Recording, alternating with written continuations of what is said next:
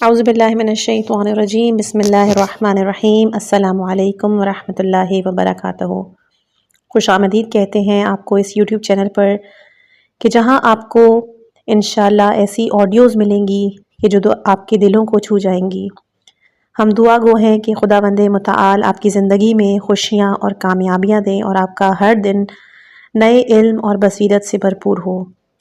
ہماری کوشش رہے گی کہ ہم آپ کو نہ صرف بہترین کتابیں بلکہ مفید اور تعلیمی مواد بھی فراہم کریں تاکہ آپ کی زندگی میں روشنی کی کرن بن سکے۔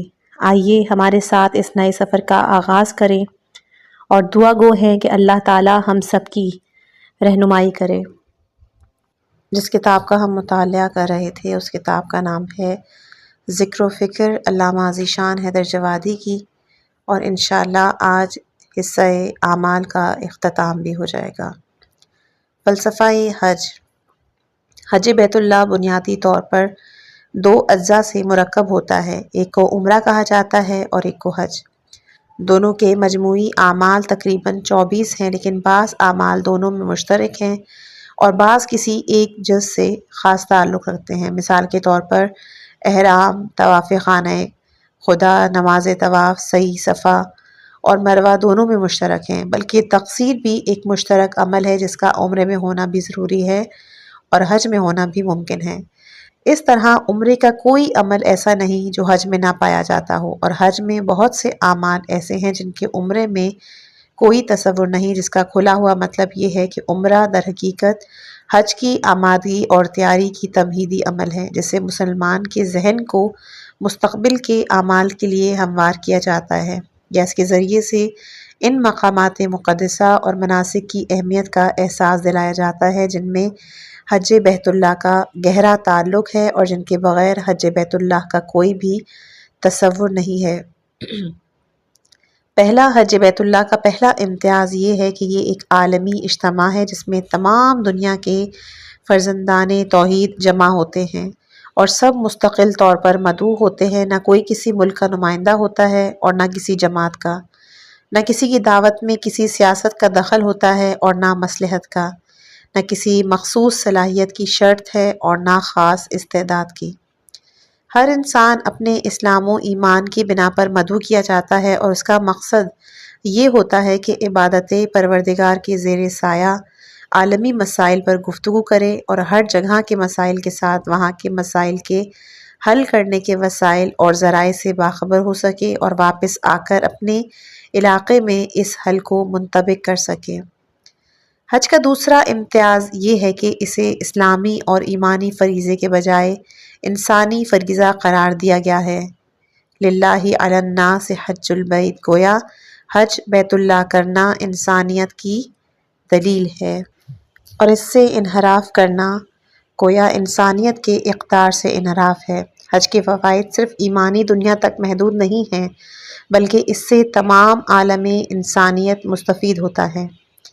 حج بیت اللہ کا تیسرا امتیاز یہ ہے کہ یہ لبیک سے شروع ہوتا ہے اور رمی جمرات پر تمام ہوتا ہے۔ لبیک جناب ابراہیم علیہ السلام اور ان کے پروردگار سے تولا کی علامت ہے کہ انسان نے دعوت خلیل پر لبیک کہنے کے لیے اپنا گھر بار چھوڑ دیا، خانہ خدا کے طواف کے لیے اپنے گھر سے الگ ہو گیا، اور رمی جمرات شیاطین سے براعت اور بیزاری کی علامت ہے کہ انسان جب تک اولیاء اللہ سے تولا کے ساتھ دشمنان خدا سے تبرہ نہ کرے اس وقت تک اس کا عمل حج کہے جانے کے قابل نہیں ہے۔ یہ لبیک اس بات کی بھی علامت ہے کہ اگرچہ ہم امت خلیل میں نہیں ہیں اور ان کی دعوت کو ہزار سال گزر چکے ہیں، لیکن چونکہ انہوں نے خدا کی طرف بلایا ہے اور خدا کے حکم سے بلایا ہے، لہٰذا ہم ان کی آواز پر لبیک کہنے کے لیے تیار ہیں۔ ہماری نظر میں نبی خدا کی دعوت کا احترام ہے، چاہے وہ زندہ ہو یا دنیا سے جا چکا ہو۔ ہم ان بے حس افراد میں نہیں ہیں کہ جن کا نبی ان کے سامنے انہیں آوازیں دے رہا تھا اور وہ مڑ کر دیکھنے کے لیے تیار نہیں تھے۔ حج کا لباس احرام انسانی زندگی میں سادگی کی علامت اور انسان کو متوجہ کرتا ہے کہ اگر پروردگار لاکھوں کے مجمع میں ایک لنگی چادر میں کھڑا کرنا چاہے تو انسان کو اپنی مادی حیثیت کو یاد نہیں کرنا چاہیے اور حکم خدا پر اسی شان سے کھڑا ہو جانا چاہیے کہ جس طرح اس نے حکم دیا۔ یہی بندگی ہے اور اسی کا نام حج بیت اللہ۔ محرمات احرام سے پرہیز علامت ہے کہ انسان نے حکم خدا پر عمل کر کے اس قدر پاکیزگی نفس پیدا کر لی کہ اب اسے کسی شے کی پرواہ نہیں۔ وہ خوشبو پر ناک بھی بند کر سکتا ہے اور بدبو کو برداشت بھی کر سکتا ہے۔ وہ انسان تو انسان جانوروں کو بھی نہیں ستا سکتا، دوسرے کا باغ تو باغ ایک گھاس کو بھی ضائع نہیں کر سکتا۔ وہ ہر طرح کی زینت سے بے نیاز، ہر طرح کی مصیبت کے لیے تیار، اور حج بیت اللہ کی معراج ہے کہ انسان حکم الہی کے امتثال میں مادی تقاضوں سے بلند تر ہو جائے اور اس کی نگاہ میں سوائے مرضی پروردگار کی اور کچھ نہ رہ جائے۔ طواف خانہ خدا زندگی کے محور اور مرکز کی طرف اشارہ ہے کہ مسلمان کی زندگی اسی گھر اور اس کے مالک کے اشاروں کے گرد گھوم رہی ہے۔ اس کی زندگی کا کوئی دوسرا محور اور مرکز نہیں۔ وہ اس چکر کے علاوہ دنیا کے ہر چکر سے نجات حاصل کرتا ہے اور اس کے بعد سجدہ پروردگار کر کے کائنات کی بلندی حاصل کر لیتا ہے۔ حجر اسود کا بوسہ اشارہ ہے کہ جتنی اشیاء اس قابل ہوتی ہیں ان کا احترام کیا جائے، انہیں بوسہ دیا جائے، چاہے وہ پتھر کی شکل میں ہو یا بشر کی شکل میں۔ مقام ابراہیم حضرت ابراہیم علیہ السلام کی زحمتوں کی یادگار ہے کہ انہوں نے کس طرح خانہ خدا کی دیواروں کو بلند کیا، اس عمارت کو مکمل کیا، اس محل عبادت اور مصلی اسی لیے قرار دیا کہ مسلمان کی نگاہ کے سامنے وہ مرکز اخلاص رہے جو اب تک آواز دے رہا ہے کہ راہ خدا میں تعمیری کام کرنے والے ساز و سامان کے محتاج نہیں ہوتے، اور وہ جب کوئی تعمیری کام کر لیتے ہیں تو پروردگار اس کے اثرات کو تا حشر باقی رکھتا ہے۔ صفا و مروہ کے درمیان سعی جناب ہاجرہ کی سعی کی یادگار بھی ہے اور زن و مرد کے عدم امتیاز کی علامت بھی کہ راہ خدا میں جو شخص بھی کوئی خدمت انجام دیتا ہے پروردگار اس کے آثار کو باقی رکھتا ہے، چاہے عمل کرنے والا مرد ہو یا عورت۔ صحیح اس امر کی بھی نشانی ہے کہ انسان راہ خدا میں اخلاص عمل سے کام کرے تو پروردگار اس قدر برکت دیتا ہے کہ ایک چلو پانی کے طلبگار کو پورا چشمہ زمزم عطا کر دیتا ہے جس میں عالم انسانیت تا قیامت مستفید ہوتا رہے۔ عرفات و مزدلفہ کے میدانوں میں قیام راہ خدا میں ترک وطن، ترک آبادی کے جذبے کی علامت، اور مزدلفہ سے کنکریوں کا جمع کرنا تعلیم ہے کہ مسلمان جہاں بھی رہے، جس عالم میں بھی رہے، دشمن سے غافل نہ رہے، اس سے مقابلہ کرنے کے لیے اسلحہ کا بندوبست کرتا رہے۔ یہ اور بات ہے کہ اسلحہ دنیا کے کارخانے کا ہوگا تو خود بھی بیکار ہو سکتا ہے، لیکن الہی اشارے کے مطابق فراہم کیا جائے تو ایک کنکری سے ایک شیطان بھی فنا ہو سکتا ہے۔ قربانی انسان کی زندگی میں جذبہ قربانی کی تشکیل ہے کہ انسان راہ خدا میں اپنے سر کے حسین و جمیل بال بھی کاٹ سکتا ہے اور اپنے قیمتی جانور کا گلا بھی۔ حکم خدا کے سامنے کسی چیز کی کوئی حیثیت نہیں۔ واضح رہے کہ مطاف کا ایک ہونا، جمرات کا 3 ہونا اس بات کی علامت ہے کہ ہر منزل پر خط مستقیم ایک ہوتا ہے، لیکن خط منحرف متعدد ہوتے ہیں۔ اسلام کا خط مستقیم خانہ خدا ہے اور اس کے انحرافات مراکز شیطانی ہیں، جس طرح کہ ایمان کا خط مستقیم خط مولود کعبہ اور اس کے خطوط پر وردہائے بیوت اصنام و اوہام ہیں۔ حج کے ایمانی اشارات۔ حج سے متعلق آیات کریمہ کے مطالعے سے یہ بات واضح ہو جاتی ہے کہ اسلام میں حج بیت اللہ یاد خدا کا بہترین ذریعہ اور مالک کائنات کا تمام تر مقصد یہ کہ اس کے مناسک کے ذریعے مسلمان کے دل میں اپنی یاد کو راسخ بنا دے۔ ارشاد ہوتا ہے سورہ حج آیت نمبر 28، حج اس کے لیے واجب کیا گیا ہے کہ لوگ مکے آ کر اپنے منافع کا مشاہدہ کریں اور معینہ دنوں میں خدا کو یاد کریں۔ سورہ حج آیت نمبر 34 کہ ہم نے ہر قوم کے لیے مناسک قرار دیے تاکہ ہمارے دیے ہوئے جانوروں پر نام خدا کا ذکر کریں۔ سورہ بقرہ آیت نمبر 198 دیکھو جب عرفات کے مناسک ختم ہو جائیں تو مشعر الحرام میں جا کر ذکر خدا کرنا۔ سورہ بقرہ آیت نمبر 200۔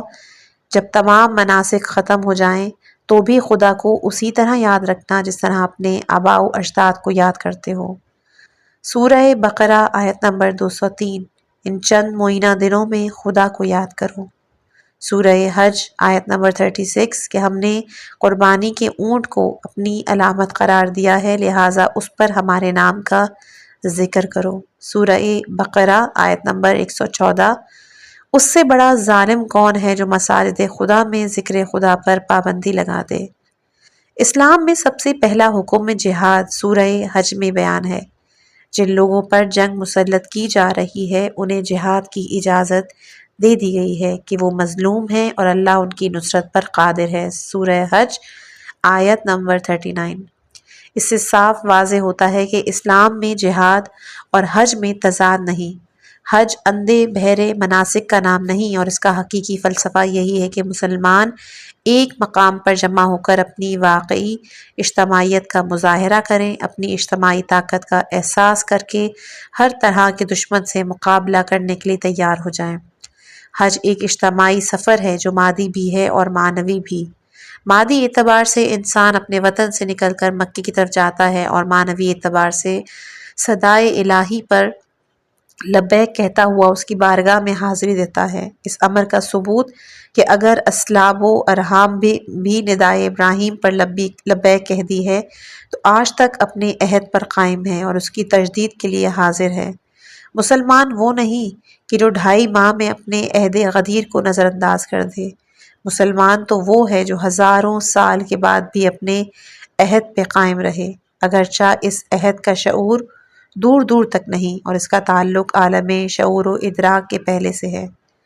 مدینے سے مسافر کا فرض ہے کہ مسجد شجرہ سے احرام باندھے، اگر اتفاقاً یہاں سے گزر گیا تو جوفہ سے احرام باندھے جو واقعاً اہل شام کا میقات ہے، اور اس بات کی علامت ہے کہ حج بیت اللہ کرنے والے کو اولاً اس عہد کو یاد کرنا ہوگا جو مسلمانوں نے سرکار دو عالم صلی اللہ علیہ وآلہ وسلم سے درخت کے نیچے کیا تھا کہ جان دے دیں گے لیکن میدان نہیں چھوڑیں گے۔ اس کے بعد مقام جو حجفہ جو کہ عید خم کا میدان ہے اس پر پہنچ کر اس عہد کو یاد کرے کہ جو مسلمانوں نے حج سے واپسی پر کیا تھا، کہ جس طرح سرکار دو عالم صلی اللہ علیہ وآلہ وسلم کو اپنا مولا تسلیم کرتے رہے، اسی طرح مولائے کائنات علی علیہ السلام کو اپنا مولا تسلیم کرتے رہیں گے، اور اس کے بغیر حج کی کوئی حیثیت نہیں۔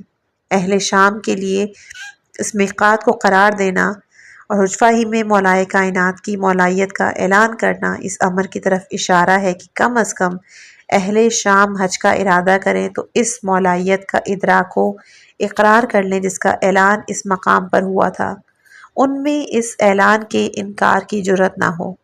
سرکار دو عالم صلی اللہ علیہ وآلہ وسلم حج کے ذیل میں 2 خطبوں کا تذکرہ ملتا ہے، ایک میدان عرفات میں کہ جس میں احکام الہیہ کا تذکرہ ہے، اور ایک میدان غدیر میں کہ جس میں احکام الہیہ کے ساتھ مولائے کائنات علیہ السلام کی مولائیت کا اعلان، جو اس بات کی دلیل ہے کہ مسلمان کا حج احکام کے علم کے بغیر صحیح نہیں ہے، اور مسلمان کے حج کی تکمیل بغیر اقرار ولایت ممکن نہیں۔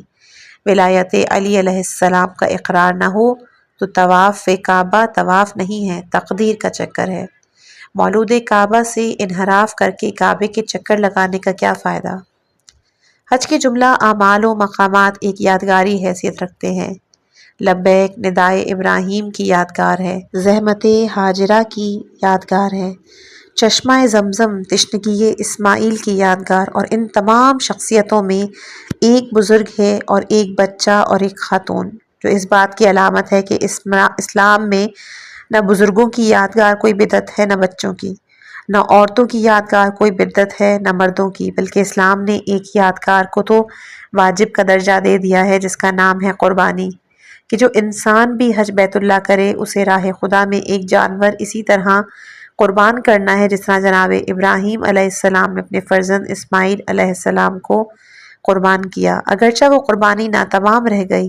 اسماعیل علیہ السلام ذبح نہیں ہوئے، لیکن مسلمان پر جانور ذبح کرنا واجب ہے تاکہ اسے یہ احساس رہے کہ اگر قربانی کی یاد حرام اور بدعت نہیں ہے تو راہ خدا میں بھرے گھر کی مکمل قربانی کی یاد کس طرح بدعت اور حرام ہو سکتی ہے؟ حج بیت اللہ میں اگر سعی اس امر کی یادگار ہے کہ جناب ہاجرہ نے ایک نبی خدا کی زندگی کے لیے کافی دیر تک دوڑ دھوپ کی، اس پہاڑی سے اس پہاڑی کی طرف پانی کی تلاش میں دوڑ رہی تھی، تو طواف اس امر کی یادگار ہے کہ ایک بندہ خدا نے مدتوں رسول اکرم صلی اللہ علیہ وآلہ وسلم کی زندگی کے تحفظ کے لیے اپنی ساری شخصیت کو رسالت کی قربان گاہ پہ چڑھایا۔ پروردگار نے اس کے انعام میں اس کے فرزند کو اپنے گھر میں پیدا کیا اور اپنے گھر کو اس کے فرزند کا زچہ خانہ بنا دیا۔ رسول اکرم صلی اللہ علیہ وآلہ وسلم کے اعلان رسالت سے پہلے بھی جب عربستان کے رہنے والے خانہ خدا کی طواف کے لیے آیا کرتے تھے تو زمزم کے پانی کو ناقابل استعمال دیکھ کر جناب ابو طالب اسے شیریں بنانے کا انتظام کر دیا کرتے تھے تاکہ بیت اللہ کے مہمانوں کو کوئی زحمت نہ ہو۔ اس راہ میں آپ نے ایک سال 10,000 درہم قرض لیے اور ایک سال 14,000، لیکن اپنی سیرت کو نظر انداز نہیں کیا۔ حیرت کی بات ہے کہ یہ ضیوف الرحمن کی اس طرح کی خدمت کرنے والا کافر کہا جائے۔ زمزم کا ٹیکس وصول کر کے پانی کی تھیلی دے دینے والے کو خادم الحرمین کے لقب سے نواز دیا جائے۔ واضح رہے کہ حج بیت اللہ بھی ایک یادگار ہے، محرم بھی ایک قربانی کی ہی یادگار، لیکن حج کے لیے حکم وجوب موجود ہے، محرم کے لیے ایسا کوئی وجوب نہیں۔ اس کا راز غالباً یہی ہے کہ حج خوشی کی تقریب ہے اور خوشی کی تقریب میں لوگوں کو مدعو کیا جاتا ہے، لیکن محرم غم ہے اور غم فطری تقاضوں کی بنا پر منایا جاتا ہے، اس کی دعوت نہیں دی جاتی۔ پیدل حج اسلام کے بنیادی قوانین میں ایک قانون یہ بھی ہے کہ پروردگار عالم عمل کی مشقت کو دیکھ کر اجر کا تعین کرتا ہے۔ انسان جس قدر زحمت برداشت کرتا ہے اسی اعتبار سے اجر و ثواب عطا ہوتا ہے۔ یہی وجہ ہے کہ پیدل حج و زیارات انجام دینے کا ثواب سواری پر سفر کرنے سے زیادہ ہے، لیکن اس مقام پر حج کے بارے میں ایک روایت پائی جاتی ہے جس کا مضمون یہ ہے کہ امام حسن علیہ السلام حج بیت اللہ کے لیے پیدل تشریف لے جاتے تو سواری ساتھ چلتی تھی، جس کے ذیل میں بعض اشکالات بھی پیدا ہوئے۔ چنانچہ صاحب وسائل الشیعہ محدث حر عاملی نے اپنے فوائد میں اس واقعے کو نقل کیا ہے کہ میں حج بیت اللہ کا تیسرا سفر کر رہا تھا کہ ایک مقام پر آنکھ لگ گئی۔ احرام کے بعد تقریباً 70 افراد میرے ساتھ پیدل چل رہے تھے۔ میں نے خواب میں دیکھا کہ کسی شخص نے مجھ سے سوال کیا کہ آخر اس کا کیا راز ہے کہ امام حسن علیہ السلام حج بیت اللہ کے لیے پیدل چلتے تھے اور سواریاں ان کے ساتھ چلا کرتی تھیں۔ تو میں نے حسب ذیل جواب دیے، پہلا یہ کہ تاکہ لوگ پیسہ بچانے کے لیے پیدل حج نہ کریں، دوسرا اس قسم کی بدگمانی امام علیہ السلام کے بارے میں نہ ہونے پائے، تیسرا پیدل حج کے استحباب کا اعلان ہو جائے، چوتھا راہ خدا میں مال خرچ کیا جائے اور سواریوں کا بندوبست کیا جائے، پانچواں عرفات وغیرہ میں ان سواریوں سے استفادہ کیا جا سکے، چھٹا اگر خدا نہ خواستہ پیدل چلنا ناممکن ہو جائے تو سواری کام آ سکے، ساتواں نفس مطمئن رہے کہ سواری ساتھ موجود ہے، جیسا کہ امیر المومنین علیہ السلام نے فرمایا ہے کہ جسے پانی کا اطمینان ہوتا ہے اسے پیاس نہیں لگتی، آٹھواں واپسی کے موقع پر سواری کی جا سکے، نواں کمزور لوگوں کی مدد کی جا سکے اور انہیں سوار کیا جا سکے، دسواں کہ اگر راستے میں ڈاکو وغیرہ مل جائیں تو سواری کے ذریعے ان سے نجات حاصل کی جا سکے، گیارہواں سواریاں تبرک کے طور پر مکہ و عرفات و مزدلفہ و منی میں حاضر رہیں، بارہواں اپنی جلالت قدر کا بھی اعلان ہو جائے کہ یہ طرز عمل کسی غریب فقیر انسان کا نہیں، تیرہواں اس امر کا اعلان ہو جائے کہ پروردگار کی نعمتیں مسلسل شامل حال ہیں، چودہ کہ جنگ وغیرہ کی نوبت آئے تو سواریوں سے استفادہ کیا جا سکے۔ میں خواب سے بیدار ہوا تو مجھے یہ 14 اسباب یاد رہ گئے جو میں نے نوٹ کر لیے، ہو سکتا ہے کہ اس کے علاوہ بھی اسباب ہوں جہاں تک عام انسان کے علم کی رسائی نہیں، اس لیے کہ امام علیہ السلام کا علم بہرحال امام کا علم ہوتا ہے اور وہاں تک عام انسان کے علم کی رسائی نہیں ہو سکتی۔ زکوٰۃ و خمس اسلام نے اپنے مالیاتی نظام کو مرتب کرنے میں دو باتوں کا لحاظ رکھا ہے، انسان کے مالیات کا وہ کون سا حصہ ہے جس میں انسان کو خاطر خواہ محنت نہیں کرنا پڑتی بلکہ مال بلا محنت حاصل ہو گیا ہے، یا محنت کا مقصد مال نہیں اور مال گویا از غیب حاصل ہو گیا، جیسے معدنیات، خزانے، خواصی سے برآمد ہونے والے اموال، یا پھر میدان جنگ کا مال غنیمت کے مسلمان کا مقصد جہاد مال غنیمت نہیں ہوتا اور یہ والا مال آپ کو بلا ارادہ حاصل ہو جاتا ہے، یا سال بھر کے اخراجات کی بچت کے اس میں کسی طرح کی محنت شامل نہیں اور یہ مال آخرکار بچ جاتا ہے۔ دوسرا کہ مالیات کا وہ حصہ کون سا ہے جس میں انسان کو خون پسینہ ایک کرنا پڑتا ہے، جیسے سونے چاندی کے سکوں کی جمع آوری، جانوروں کی پرورش، کاشتکاری، درخت کاری کا عمل۔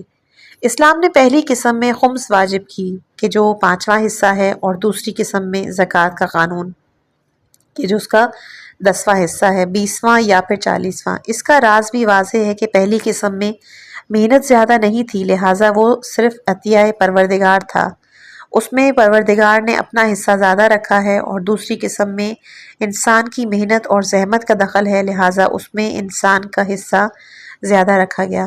مالیات کے سلسلے میں دوسرا نقطہ یہ بھی قابل توجہ ہے کہ خمس بظاہر پانچواں حصہ کہا جاتا ہے، ورنہ واقعاً یہ عطیہ پروردگار کا پانچواں حصہ نہیں ہوتا بلکہ بچت کا پانچواں حصہ ہوتا ہے۔ مثال کے طور پر اگر ایک شخص کی آمدنی 1000 روپیہ ماہانہ ہے تو کھلی بات ہے کہ 11 ماہ تک اس کے اوپر کوئی خمس واجب نہیں ہوگا۔ سال کا 11,000 تنہا اس کی ذات پر صرف ہوتا ہے، اس کے بعد 12ویں مہینے کی آمدنی بھی 29 دن تک اسی انسان پر صرف ہوتی ہے، اور آخری دن اگر 150 روپیہ بچ جاتا ہے تو اس کا پانچواں حصہ ادا کرنا ہوتا ہے، جو پروردگار کے سال بھر کے عطیہ 12,000 کے مقابلے بہت کم ہے۔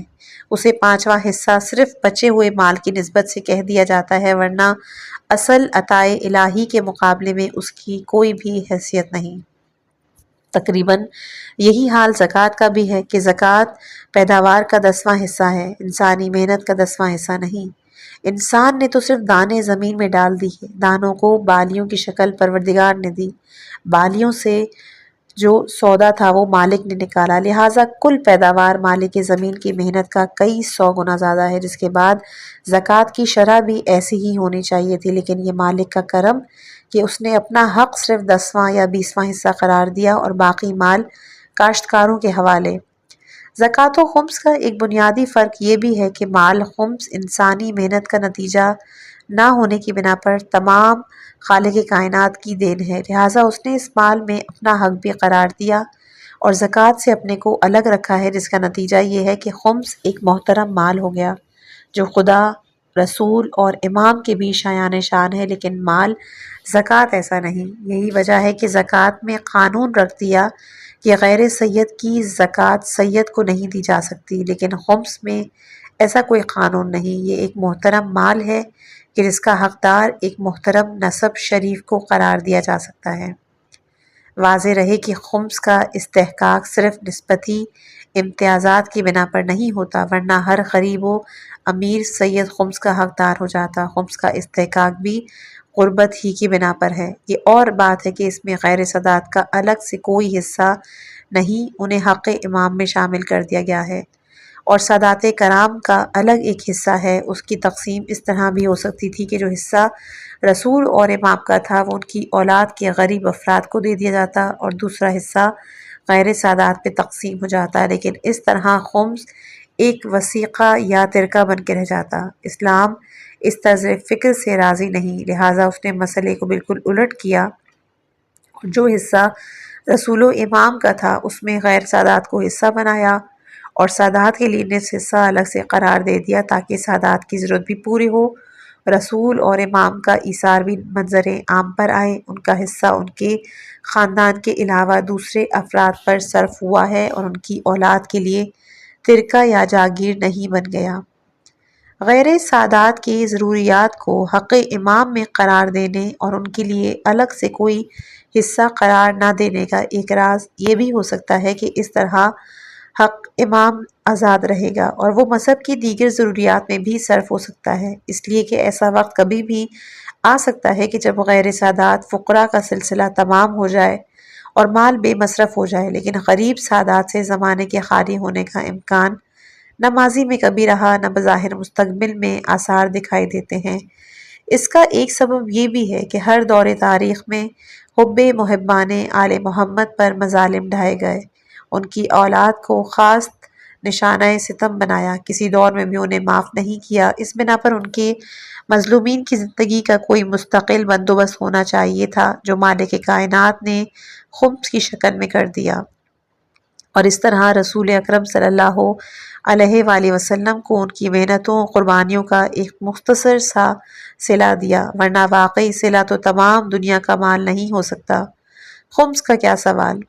شاید غیر سادات مومنین کی اسی مالی آسودگی کے امکان کے پیش نظر زکوٰۃ کے موارد ایسے قرار دیے ہیں جو کسی وقت بھی ختم ہو سکتے ہیں۔ دنیا کے بیشتر علاقے ان سے خالی ہو سکتے ہیں، نہ کہیں سونے چاندی کے سکے ہوں، نہ گائے بکری اونٹ کی پرورش یا خرما اور کشمش کی پیداوار، لیکن خمس کے موارد میں سالانہ بچت ایک ایسا مورد ہے جس کا سلسلہ ہر جگہ ہے اور اس وقت تک قائم رہے گا جب تک غریب سادات کی نسل باقی رہے گی اور اولاد رسول کو ظلم و ستم کا نشان۔ اسلام نے اپنے معرکوں کا نام جہاد رکھا ہے اور جہاد کی دو قسمیں قرار دی ہیں، جہاد مال، جہاد نفس۔ اس کا کھلا ہوا مفہوم یہ ہے کہ اسلام کسی خاص مقصد کے لیے جدوجہد چاہتا ہے اور اس کا مطالبہ دوسروں کا مال لوٹنے یا ان کی زندگی کا خاتمہ کرنے کا نہیں، بلکہ وہ اپنے چاہنے والوں سے یہ مطالبہ کرتا ہے کہ وہ مقصد کی راہ میں اپنے مال اور اپنی جان کو قربان کریں اور غارت گری کے بجائے قربانی کے راستے کو اختیار کریں۔ اس نے قتال کا نام اس لیے لیا کہ دشمن اس راستے کے علاوہ اور کوئی راستہ نہیں جانتا۔ تو اسلام کا مقصد یہ ہے کہ مسلمان اس میدان میں بھی کسی طرح کی کمزوری کا اظہار نہ کریں اور دشمن مسلح ہو کر جنگ کا راستہ کھول دے تو مسلمان بھی اپنے قدم میدان جنگ میں جما دیں، سیسا پلائی ہوئی دیواروں کی طرح جم کے مقابلہ کریں۔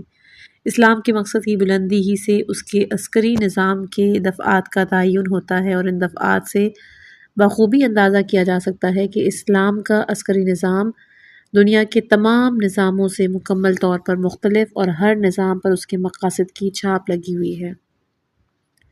سپاہی عام طور سے مثل مشہور ہے کہ فوج میں ان لوگوں کو بھرتی کیا جاتا ہے جو علمی سطح کے اعتبار سے پست ہوں اور ہاتھ پیر کے اعتبار سے مضبوط، تاکہ اپنے امیر کے اشارے پر جان دے دیں اور جان لے لیں، کسی مرحلے پر اپنی عقل و فکر کو استعمال نہ کریں۔ معاویہ بن ابی سفیان نے اسی کا طرز فکر کا اظہار کیا کہ جب مولائے کائنات علی ابن ابی طالب علیہ السلام کو یہ پیغام دیا تھا کہ میرے پاس 1,00,000 کا لشکر ہے جسے اونٹ اور اونٹنی کا فرق معلوم نہیں، وہ میری اطاعت میں عقل و ہوش سے یوں عاری ہو چکا ہے کہ صرف میری بات کو دہرانا جانتا ہے اور بس۔ اسلام نے اس کے بالکل برخلاف سپاہی کے لیے عقل و فکر و ہوش کو لازمی قرار دیا اور اس کے بغیر میدان جنگ میں قدم رکھنے کی اجازت نہیں دی۔ اس طرح جہالت بہرحال خون ناحق پر آمادہ کر دے گی، چاہے دشمن کا خون ناحق ہو یا اپنا۔ اس کے علاوہ سپاہی میں قوت صبر و تحمل کا ہونا ضروری ہے تاکہ مصائب کے مقابلے میں فرار بھی نہ کرے اور جذبات میں آ کر حد سے تجاوز بھی نہ کرے۔ اس طرح جہاد غارت گری کے مرادف ہو جائے گا۔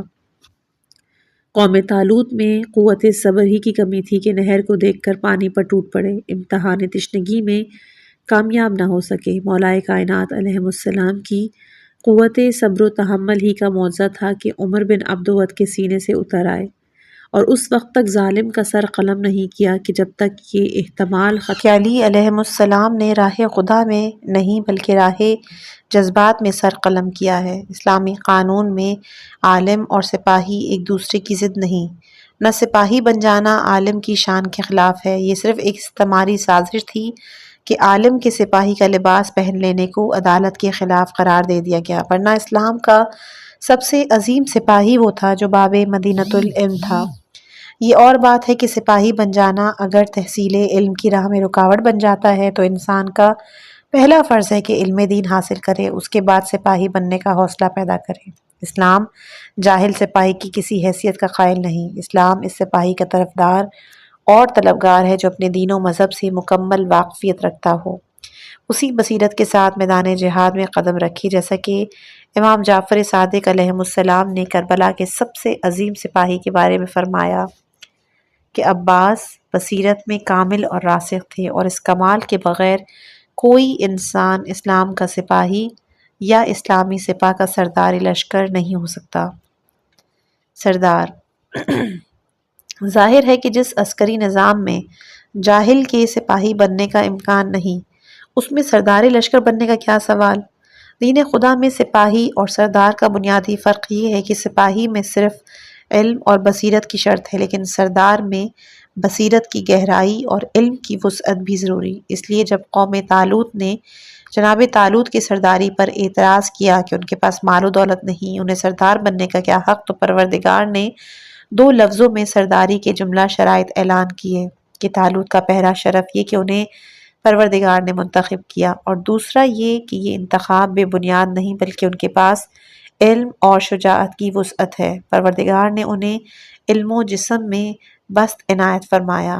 اسلام میں سرداری کی دوسری شرط یہ کہ سردار لشکر خود میدان جنگ میں حاضر رہے اور ثبات قدم کا مظاہرہ کرتے رہے۔ اسلام کسی ایسے سردار کا قائل نہیں جو گھر بیٹھ کر لوگوں کو میدان جنگ میں سر کٹانے کا حکم دے دے، نہ ہی ایسے سردار کا قائل ہے جس کے قدم میدان جنگ سے اکھڑ جائے کہ اس کے بعد لشکر فرار ہونے پر مجبور ہو جائے اور فرار کو بھی اطاعت اولی الامر کا ایک شعبہ قرار دے دے۔ مولا کائنات نے میدان احد میں اسی حقیقت کا اعلان کیا تھا جب سرکار دو عالم صلی اللہ علیہ وآلہ وسلم نے سوال کیا کہ یا علی، جب سب نے فرار اختیار کر لیا تو تم کیوں نہ چلے گئے؟ تو عرض کی کہ میں آپ کے نقش قدم پر ہوں، جب تک آپ میدان میں رہیں گے میرا فرض ہے کہ میں میدان میں رہوں، ہاں آپ چلے جائیں گے تو میں بھی چلا جاؤں گا۔ یہ فقرہ اگر صرف مولا کائنات علیہ السلام کی بے نظیر شجاعت کا اظہار کرتا تو دوسری طرف سرکار دو عالم صلی اللہ علیہ وآلہ وسلم کی بے مثال استقامت کا بھی اعلان کرتا ہے کہ آپ تلوار کو ہاتھ نہ لگانے کے باوجود میدان جنگ ہی میں رہے اور آپ نے فرار نہیں کیا، کہ میدان احد میں آپ کی حیثیت حاکم وقت کی نہیں بلکہ سردار لشکر کی تھی اور آپ اسلامی لشکر کو اپنی قیادت میں لے کر آگے بڑھے تھے۔ طریقہ جنگ اسلامی نظام میں جنگ کا طریقہ بھی دوسرے نظاموں سے مختلف ہے۔ دوسرے نظاموں میں طاقت کا غرور پہلے میدان جنگ میں اتار دیتا ہے، اس کے بعد جب کامیابی نہیں ہوتی ہے تو صلح و سلامتی کی بات چیت شروع ہوتی ہے، لیکن اسلام کا نظام بالکل برعکس ہے۔ ابتدائی منزل میں آخری دم تک صلح و آشتی کی کوشش، اور اس کے بعد جب دشمن کا غرور حد سے بڑھ جاتا ہے تو مسالمت آمیز روش کو کمزوری کا نام دینے لگتا ہے، تو اسلام مجبوراً میدان میں اترتا ہے اور اس شان سے جہاد کا حق ادا کرتا ہے کہ دشمن صلح و سلامتی کی فریاد کرنے لگتا ہے۔ اسلام نے اپنے نظام کا نام اسلام اسی لیے رکھا کہ اس کی بنیاد امن و سلامتی ہے، وہ جنگ و جہاد کا نام بعد میں دیتا ہے۔ چنانچہ اس کی تاریخ بھی گواہ ہے کہ اس نے 13 سال مکے میں تمام مصائب و آلام کے باوجود فلاح کا پیغام دیا، اور اینٹ کا جواب اینٹ سے نہیں، یہاں تک کہ ترک وطن کی روحانی اذیت بھی برداشت کی، لیکن اس کے بعد جب دشمن کے حوصلے بلند ہوتے رہے اور وہ اپنے آپے سے باہر نکلا تو اسلام نے وہ جہاد کیا کہ بدر و احد و خندق کی مسلسل تجربات کے بعد، اور خندق میں کل کفر کی شکست کے بعد حدیبیہ میں کفر نے صلح کا پیغام بھیج دیا، اور اس طرح واضح ہوا کہ اسلام اور کفر کے 2 متوازی راستے ہیں۔ کفر کی دنیا میں بات جنگ سے شروع اور صلح پر تمام، اور اسلام کی دنیا میں بات امن و سلامتی، فلاح و کامیابی سے شروع ہوتی ہے اور جنگ پر تمام۔ یہ اور بات ہے کہ اسلام امن و سلامتی کا پیغمبر ہے، لہٰذا جنگ کے میدان میں سارے جوہر دکھلانے کے بعد اور کل کفر کے خاتمے کے بعد بھی اگر کفر صلح کا پیغام دیتا ہے تو اسلام فوراً منظور بھی کر لیتا ہے۔ اگر فتح مکہ میں امن کا طلبگار ہوتا ہے تو فوراً امان دے دیتا ہے، کفر کے سربراہ کے گھر کو بھی دارالامان بنا دیتا ہے تاکہ کفر پر اسلام کی حقیقی روش کا بھی اظہار ہو جائے اور وہ اسلام کو فریب دہی کا نظام نہ قرار دے سکے، اور مسلمان پر بھی اس حقیقت کا اظہار ہو جائے کہ وہ کون سے منافقین ہیں کہ جو سرکار دو عالم صلی اللہ علیہ وآلہ وسلم کے گھر میں یا اللہ کے گھر میں پناہ نہیں لینا چاہتے بلکہ ابو سفیان کے گھر میں پناہ لینا چاہتے ہیں، اور ان کا ملجا و ماوا آج بھی ابو سفیان اور اس کا گھر ہے۔ مقصد اور ذمہ داری واضح رہے کہ اسلام و کفر کے مقاصد جنگ بھی الگ الگ ہیں۔ کفر کا نمائندہ معاویہ جب کوفے میں قدم رکھتا ہے تو صاف اعلان کرتا ہے کہ میری جنگ کا مقصد نماز، روزہ، حج نہیں میں تم پر حکومت کرنا چاہتا ہوں، اور وہ مقصد حاصل ہو گیا۔ اسلام کا نمائندہ جب میدان صفین میں قدم رکھتا ہے تو عین حالت جنگ میں مسلح بچھا کر اعلان کرتا ہے کہ میری جنگ اس نماز کے لیے ہے۔ انانیت اور آمریت کے لیے جنگ کفار کا مقصد حیات ہے، اور بندگی پروردگار کے لیے جہاد اسلام کا نصب العین ہے۔ یہی وجہ ہے کہ کفر کا ذمہ دار ہر وہ شخص ہو سکتا ہے جس میں انانیت، غرور، استکبار اور آمریت کا جذبہ پایا جاتا ہو، لیکن اسلام کا ذمہ دار وہی ہوگا جو نفس سے بھی جہاد کر سکتا ہو اور عصمت کردار کا مالک ہو، تاکہ وہ تلوار چلائے تو ایمان کی بصیرت اور عصمت کی روشنی میں نسلوں کا جائزہ لے، اس کے بعد تلوار اٹھائے کہ اگر کسی کی 70 پشت میں بھی کوئی مومن آنے والا ہو تو اسے چھوڑ دے، تاکہ اس مومن کے وجود کا راستہ نہ رکنے پائے اور دنیا ایک مومن کے وجود سے محروم نہ ہونے پائے۔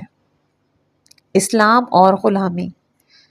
غلامی کے بارے میں اسلام کا موقف دریافت کرنے سے پہلے غلامی کی تاریخ پر ایک نظر ڈالنا بہت ضروری ہے، جس سے بخوبی یہ اندازہ ہو جائے گا کہ غلامی کی جڑیں انسانیت کی تاریخ میں بہت دور تک پھیلی ہوئی ہیں، اور کوئی دور تاریخ ایسا نہیں کہ جب انسانوں نے طاقت اور دولت کے زور پر غلامی کا ایک رخ انسانی فطرت سے قریب تر ہے کہ کوئی انسان اپنے سارے کام خود انجام نہیں دے سکتا، ہر شخص مجبور ہے کہ دوسرے کا سہارا لے۔ اب اگر انسان سادہ لوح ہوتا ہے تو جس سے کام لیتا ہے اسے اپنا محسن اور اپنے سے بالا تر تصور کرتا ہے، اور اگر شاطر اور ہوشیار ہوتا ہے تو اپنے کو بالا تر قرار دے کر اسے نوکر اور مزدور کا درجہ دے دیتا ہے۔ یہی فطرت جب مصلحت پرستی سے دوچار ہو جاتی ہے تو غلامی کی شکل اختیار کر لیتی ہے، اور انسان دوسرے شخص کو محسن سمجھنے کے بجائے نوکر اور مزدور سمجھنے کے لیے بھی تیار نہیں ہوتا۔ اس کی اجرت ادا کرنا پڑے گی، بلکہ اپنے کو ایسا صاحب حق تصور کر لیتا ہے کہ جہاں ہر شخص کو بلا اجرت و معاوضہ اس کی خدمت کرنا چاہیے اور اپنے کو اس کا غلام تصور کرنا چاہیے۔ غلامی کی نشو و نما اسی ماحول میں ہوئی ہے کہ شاطر اور ہوشیار افراد نے طاقت اور ذہانت کے سہارے اپنے کو مالک بنا لیا، اور دوسرے کمزور افراد کو غلام کا درجہ۔ جہاں انسان کو بندہ بے دام بن کر کام کرنا ہے، اسے زندگی میں کسی طرح کا کوئی حق نہیں۔ اسلام نے عرصہ عمل میں قدم رکھا تو اس صورتحال کا سختی سے مقابلہ کیا۔ جناب ابراہیم علیہ السلام نے انسانیت کو نمرود کے تشدد سے نجات دلائی۔ جناب موسیٰ علیہ السلام نے فرعون کی غلام سازی کا مقابلہ کیا۔ جناب عیسیٰ علیہ السلام نے اپنے دور کے حرام خور یہودیوں کا مقابلہ کیا، اور سرکار دو عالم صلی اللہ علیہ وآلہ وسلم نے اپنے دور کے ظالموں کے خلاف صدائے احتجاج بلند کی۔ جاہلیت کا دور اس قدر ذلیل دور تھا کہ جب خدا کی کوئی قدر نہ تھی اور شاطر بندے شام کو اپنے خدا حلوے کو کھا جاتے تھے، تو کمزور انسان کی کیا حیثیت ہوگی۔ آپ نے ابتدائی طور پر اجرت اور مزدوری کے مسائل پر زور دیا تاکہ کمزور انسان کو اپنی قدر و قیمت کا احساس ہو اور طاقتور اپنے کو مالک تصور کرنا چھوڑے۔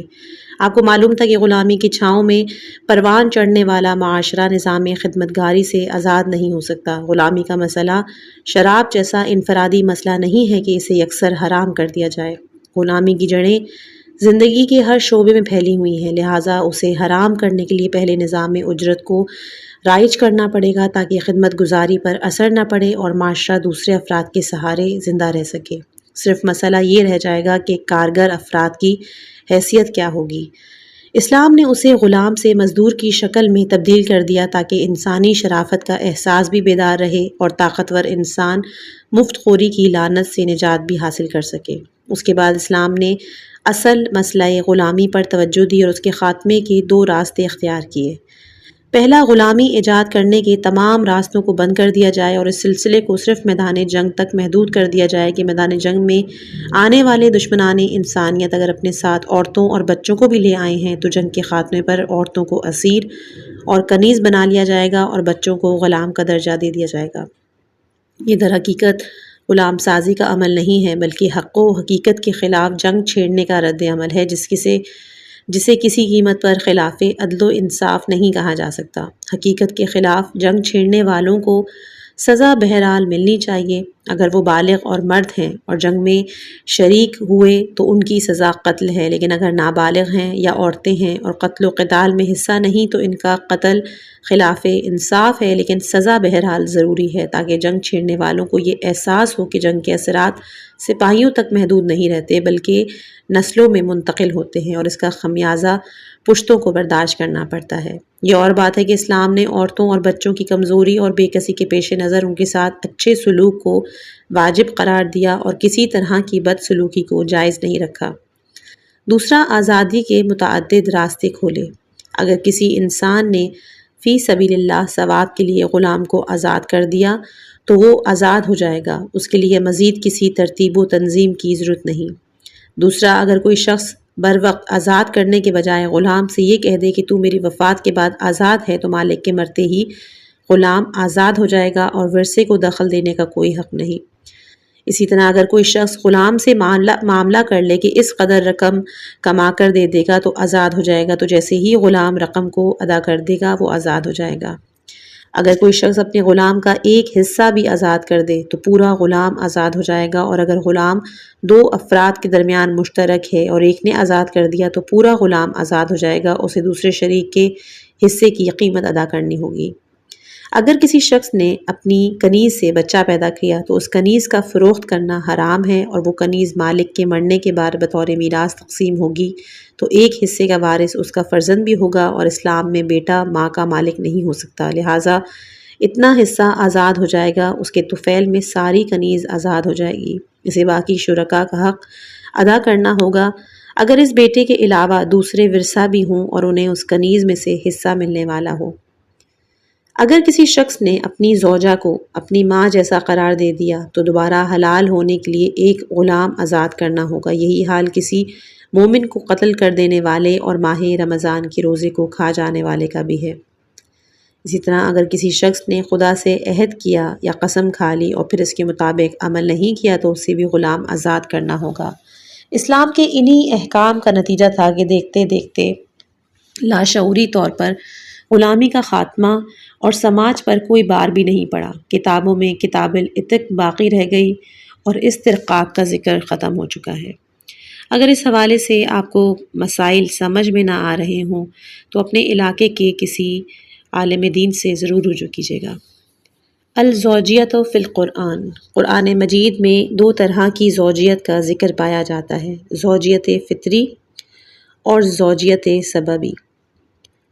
زوجیت سببی یہ وہ زوجیت ہے کہ جو رشتہ عقد وغیرہ کے ذریعے پیدا ہوتی ہے، اور اس کا تذکرہ دنیا سے لے کر آخرت تک تقریباً 56 مقامات پر کیا گیا ہے، جس کے مختصر تفصیل یہ ہے: احکام زوجیت، نفقہ زوجیت، طلاق زوجیت، میراث زوجیت، ازدواج انبیاء، ازدواج پیغمبر اسلام صلی اللہ علیہ وآلہ وسلم، شرائط زوجیت، مرتبہ زوجیت، زوجیت حوران جنت وغیرہ۔ ان تمام مقامات کے درمیان دو مقامات ایسے ہیں جن میں صراحتاً رشتہ زوجیت کو پروردگار کی طرف منسوب کیا گیا ہے، سورہ دخان آیت نمبر 54 میں اور سورہ احزاب آیت نمبر 37 میں۔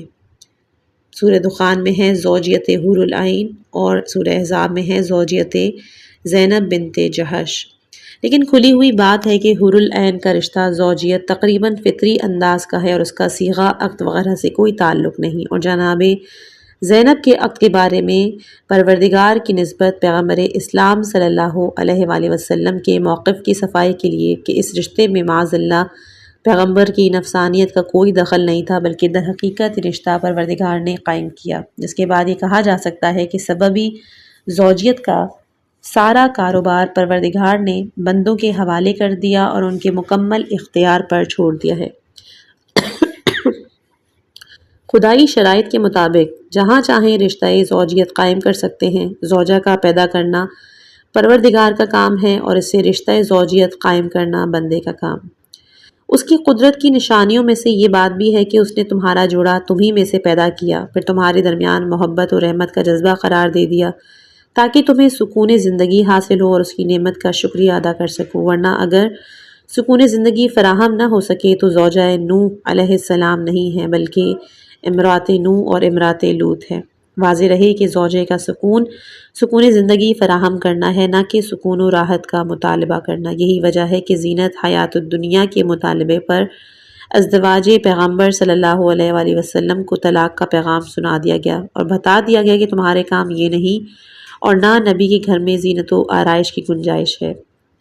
کائنات کی اصل زوجیت ہے اور مالک نے ہر شے کو مرکب بنایا ہے۔ وحدت حقیقی صرف مالک کائنات کا حصہ ہے، جس میں کسی طرح کی ترکیب اور زوجیت کی گنجائش نہیں۔ انسان کے تمام رشتے میں اصل رشتہ زوجیت کا ہے، جو جناب آدم علیہ السلام اور جناب حوا علیہ السلام کے درمیان قائم ہوا۔ اگر یہ رشتہ زوجیت نہ ہوتا تو کائنات میں کسی رشتے کا وجود نہ ہوتا۔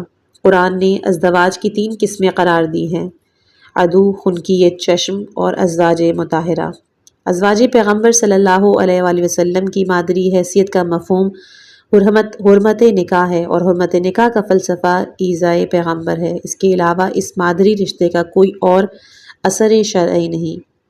ازواج پیغمبر صلی اللہ علیہ وآلہ وسلم سے سخت لہجے میں گفتگو اس بات کی دلیل ہے کہ آیا تطہیر کا ان سے کوئی تعلق نہیں، چاہے دونوں باتوں کا تذکرہ ایک ہی مقام پر کیوں نہ ہوا ہو۔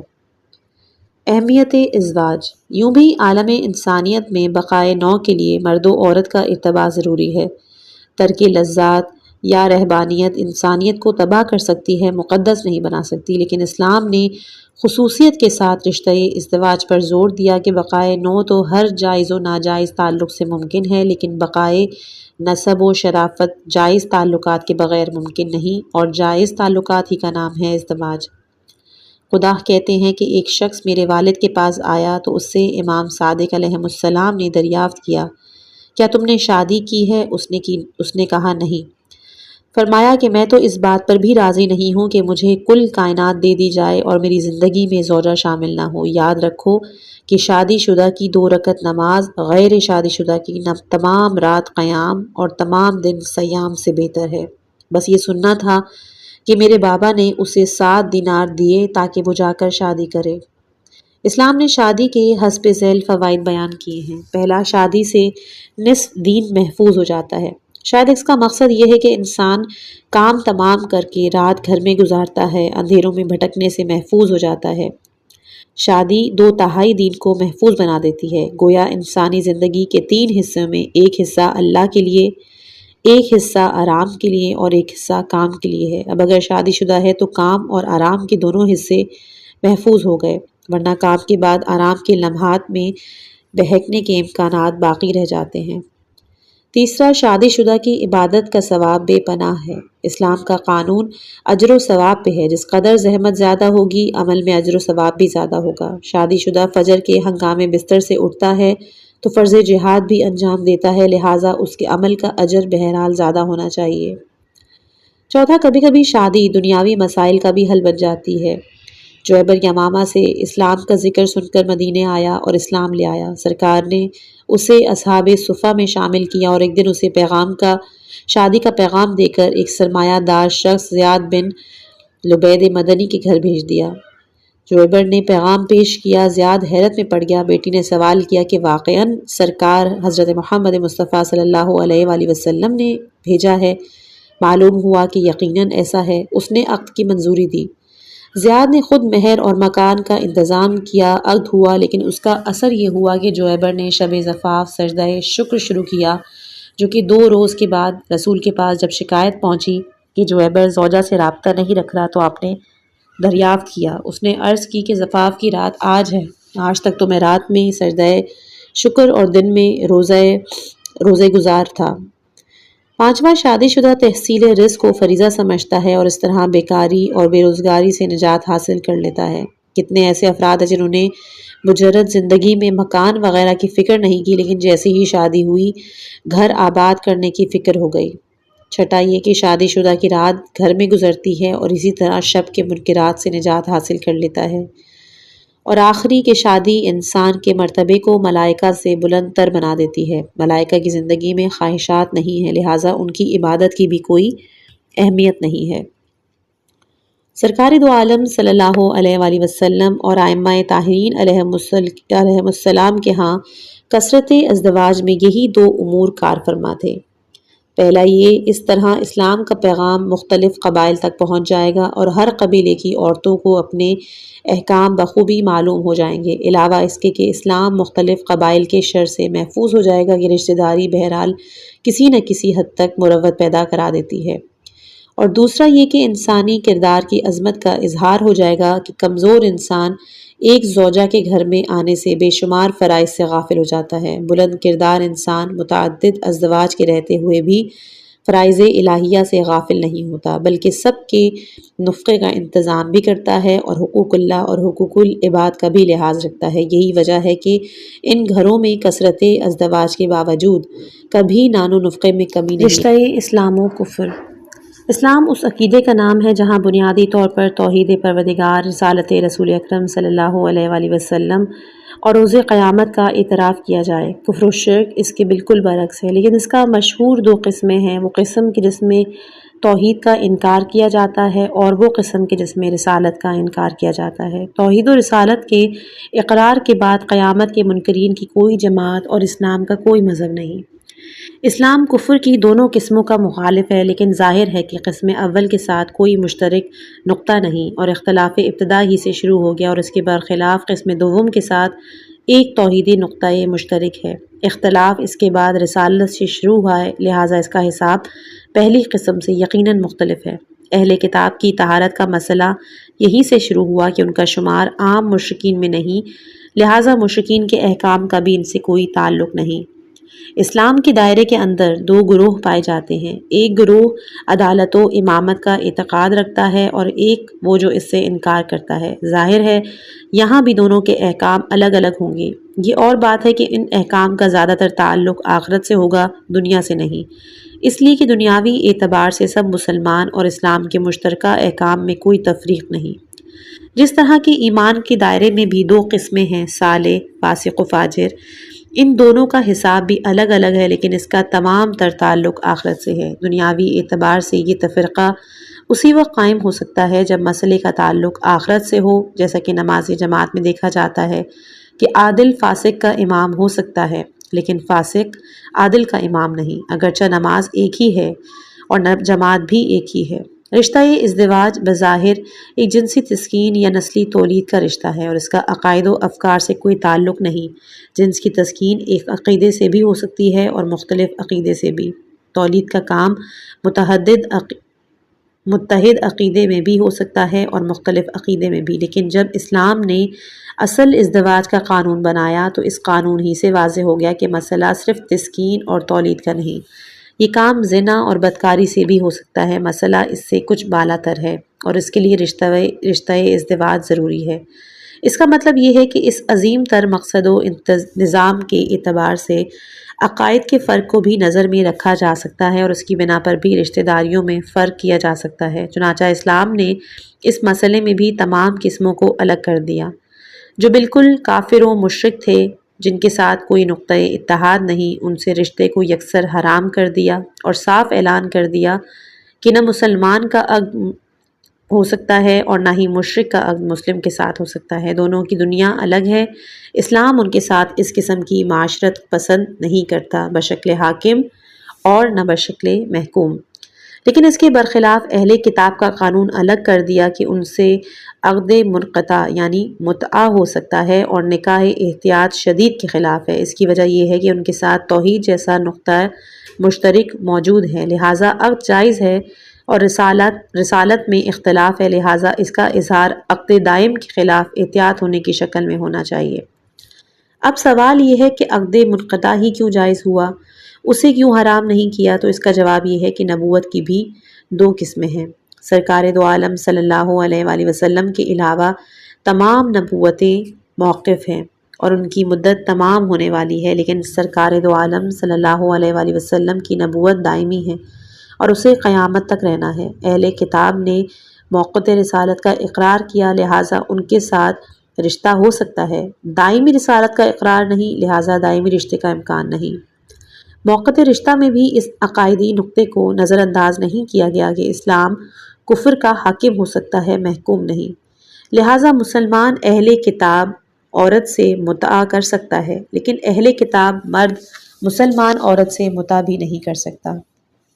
مسلمان عورت سے عقد بہرحال جائز ہے، لیکن مسلمان مرد اگر مومنہ عورت سے عقد کرنا چاہے تو وہاں بھی عقائدی نقطے کو نظر انداز نہیں کیا جا سکتا، اور یہ ضرور دیکھا جائے گا کہ اگر عقیدہ خطرے میں نہیں ہے تو عقد ہو سکتا ہے، ورنہ یہ عقد بھی نہیں ہو سکتا۔ اسلام نسل و جنس سے پہلے عقیدے کا تحفظ چاہتا ہے، عقیدے کے بعد نسل و جنس کا مسئلہ ہوتا ہے۔ یہی وجہ ہے کہ فاسق و فاجر، تارک الصلاۃ، شرابی سے بھی مومنہ عورت کا عقد خلاف احتیاط ہے کہ صحیح عقیدے کے باوجود اگر کردار صحیح نہیں تو بد کرداری عورت پر اثر انداز ہو سکتی ہے۔ اس طرح اسلام کا دوسرا مرکزی نقطہ مجروح ہو سکتا ہے، اور اسلام نہ عقیدے کی بربادی برداشت کرتا ہے اور نہ ہی کردار کی۔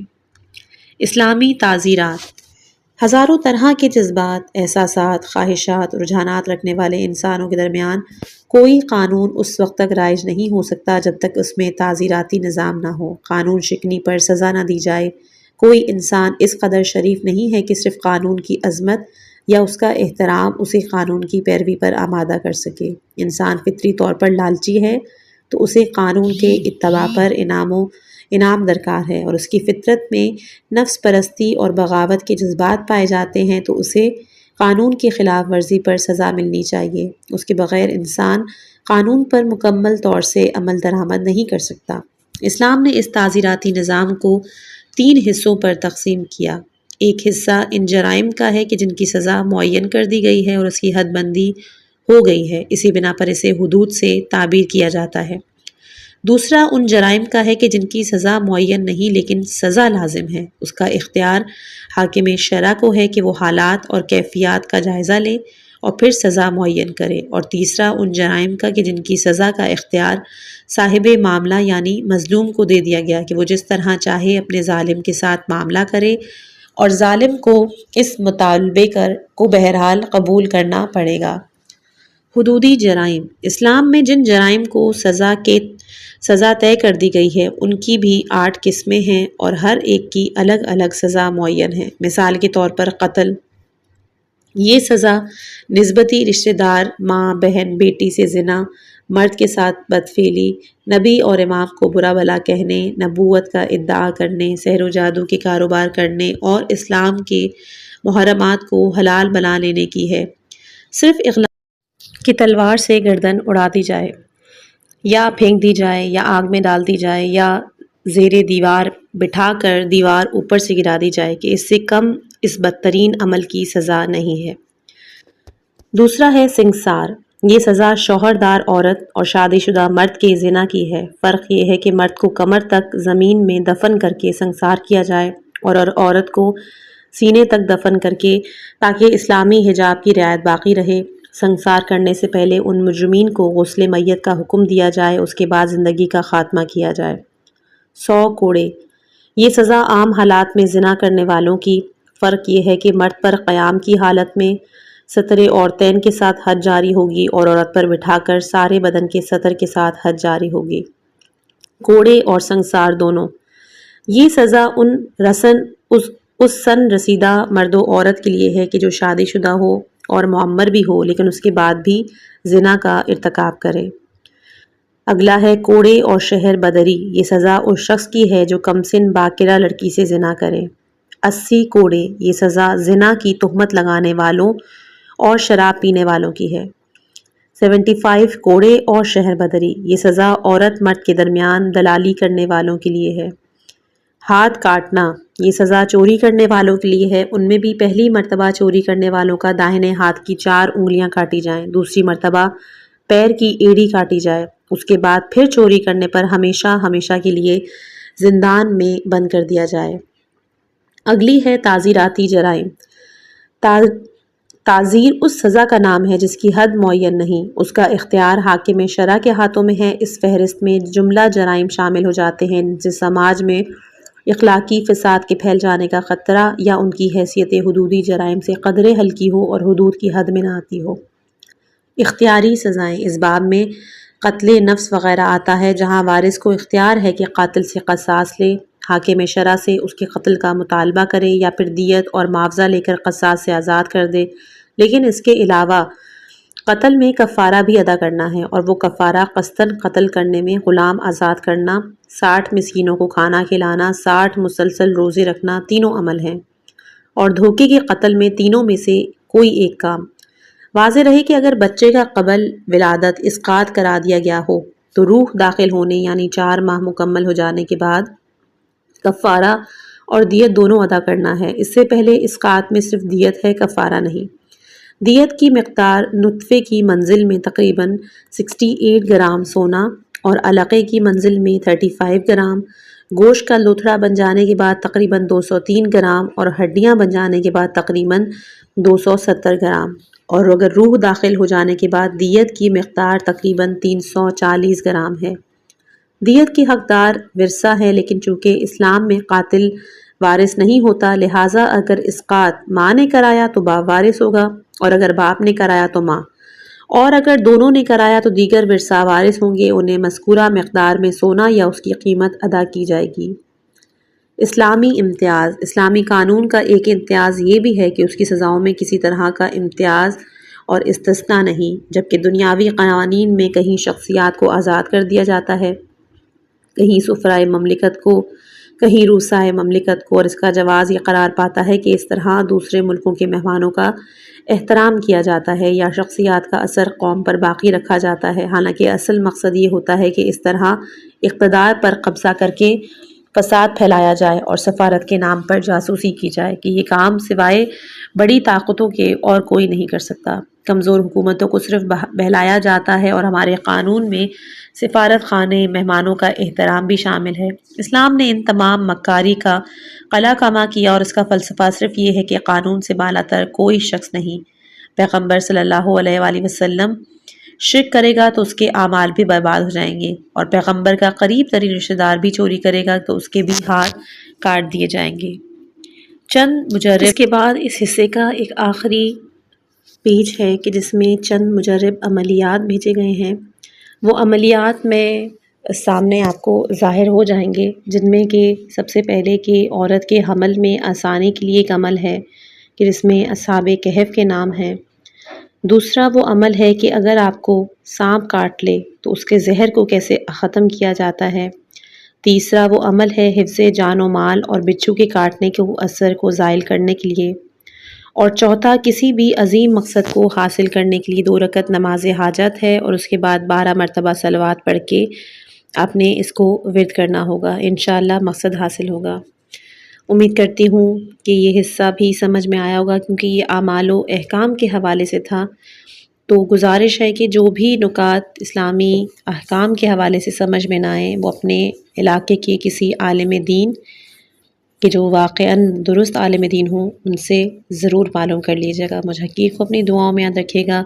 انشاءاللہ کہ کل ہم لوگ حصہ چہارم جو کہ تاریخ و سیرت کے حوالے سے ہے اس کو پڑھیں گے۔ السلام علیکم ورحمۃ اللہ وبرکاتہ۔